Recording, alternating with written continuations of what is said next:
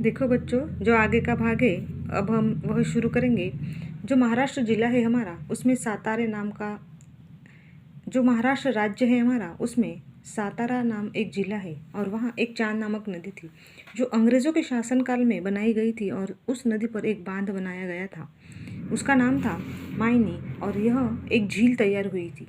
उत्तरी एशिया में इस प्रकार की झील हुई थी और वहाँ फ्लेमिंग नाम के जो पक्षी थे वह इस झील में आते थे प्रवास करके, और वहाँ उन्होंने घोंसले बनाकर वह उन्होंने अंडे भी दिए थे।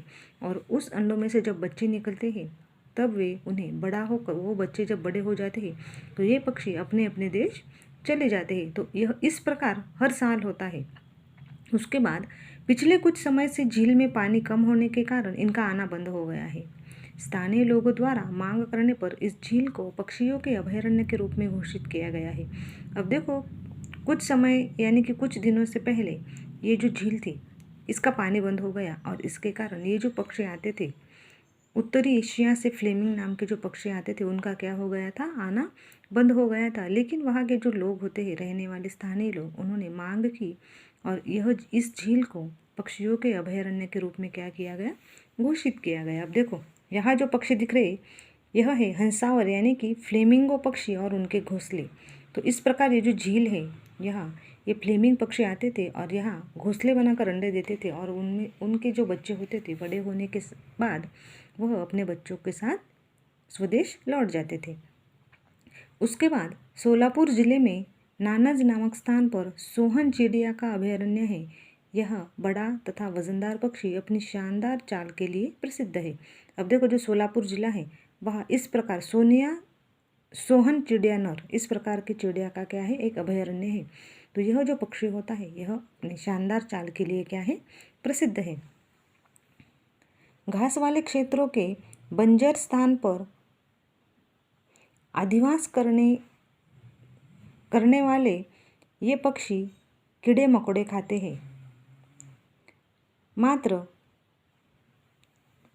मांस तथा अंडों के लिए इनका शिकार किए जाने से इनकी संख्या घटती जा रही है। महाराष्ट्र सरकार द्वारा नानज क्षेत्र को सोहन चिड़िया के अभयारण्य के रूप में आरक्षित किया गया है। इस बंजर क्षेत्र में हिरण भी पाए जाते हैं। अब देखो, ये जो स्थान है, यहाँ अभयारण्य के रूप में यह स्थान घोषित किया गया महाराष्ट्र सरकार की तरफ से, जिसे नानज क्षेत्र कहा जाता है। और यहाँ ये जो बंजर ज़मीन है, यहाँ हिरण भी पाए जाते हैं। देखो, यहाँ छोटे छोटे जो हिरण के बच्चे भी हमें दिखाई दे रहे हैं और हिरण भी हमें दिखाई दे रहे हैं। उसके बाद देखो बच्चों,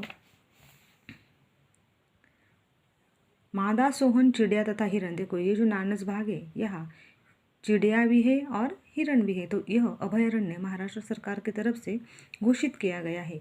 उसके बाद देखो, पुणे अहमदनगर मार्ग पर पुणे से 50 किलोमीटर दूरी पर मोराची चिंचोली नामक गांव मोरों के लिए प्रसिद्ध है। यहाँ लगभग 2500 मोर है। यहाँ प्राचीन काल से ही लगाए गए इमली के वृक्ष पाए जाते हैं तथा वृक्षों की देखभाल की जाने से वहाँ का पर्यावरण पक्षियों के लिए अनुकूल है।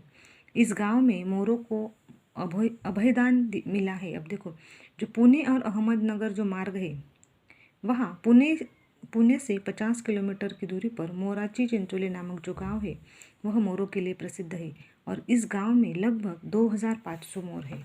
और यहाँ प्राचीन काल से जो बड़े बड़े पुराने इमली के वृक्ष हैं वह पाए जाते हैं और यहाँ इस वृक्षों की देखभाल भी बड़ी मात्राओं में की जाती है। तो यह जो गाँव है, यह मोरों का अभयदान मिला, यानी कि इस गाँव में अधिक मात्रा में मोर रहते हैं और उन्हें एक प्रकार से क्या मिला है, अभयदान मिला है। उसके बाद देखो, देववन एक वरदान। अब जो देववन है, एक वरदान इसे कहा गया है। तो देखो, देववन में किस प्रकार के पक्षी और प्राणी रहते हैं। भारतीय संस्कृति में वनों के संरक्षण की कल्पना अत्यंत प्राचीन काल से की गई है। देववन उसका एक उदाहरण है। देववन का अर्थ है देवताओं के लिए आरक्षित जंगल, और ऐसी भावना के कारण देववन का एक भी वृक्ष वहाँ के लोगों या अन्य लोगों द्वारा काटा नहीं जाता। यही कारण है कि देववन के वृक्ष आज भी सुरक्षित है। अब देखो, जो भारतीय संस्कृति में जो कल्पनाएं होती है वह प्राचीन कल्पनाएं होती और उन परंपराओं का कल्पनाओं का पालन किया जाता है। तो उसका जो उदाहरण है वह है देववन। अब देववन का अर्थ क्या है, देखो, देवताओं के लिए जो आरक्षित जंगल है, इस प्रकार की भावना इस वन के लिए है। और इस वन के जो वृक्ष होते हैं वह कभी भी काटे नहीं जाते। इसका कारण यह है कि आज भी देववन के वृक्ष क्या है, सुरक्षित है। अब ये जो देववन है वह है मध्य प्रदेश में पाए जाने वाले जो देववन है यह शरणवन नाम से जाना जाता है।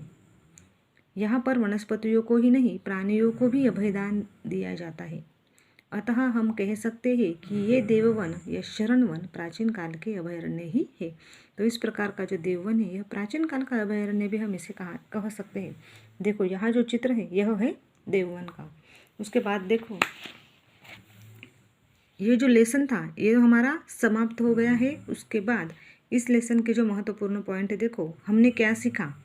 तो सबसे पहले जो इस लेसन का महत्वपूर्ण पॉइंट था वह है पर्यावरण के साथ जैविक और अजैविक घटकों का एक दूसरे से संबंध होता है। उसके बाद अलग अलग क्षेत्रों में अलग अलग प्रकार के प्राणी पाए जाते हैं, वनस्पति पाए जाते हैं और सूक्ष्मजीव भी पाए जाते हैं। उसके बाद हजारों वर्षों से वातावरण के गैसीय चक्रों, पर्यावरण की जल चक्र और आहार श्रृंखला में परस्पर संतुलन बनाए रखा गया है। उसके बाद जल प्रदूषण यानी पानी का प्रदूषण और जल प्रदूषण से उत्पन्न होने वाले जो वनस्पति और जलचर है उनको क्या होता है, खतरा उत्पन्न होता है। उसके बाद मानवीय अतिक्रमण के कारण पर्यावरणीय संतुलन में होने वाले बिगाड़ को हमें क्या करना चाहिए, तो एक प्रकार इसको हमें प्रयास करना चाहिए और उन्हें रोकने का पूरा प्रयत्न करना चाहिए। उसके बाद वनस्पतियों तथा प्राणियों को संरक्षण प्रदान करने के लिए जैव विविधता उद्यानों, राष्ट्रीय उद्यानों, अभयारण्यों और देववनों का निर्माण किया गया है।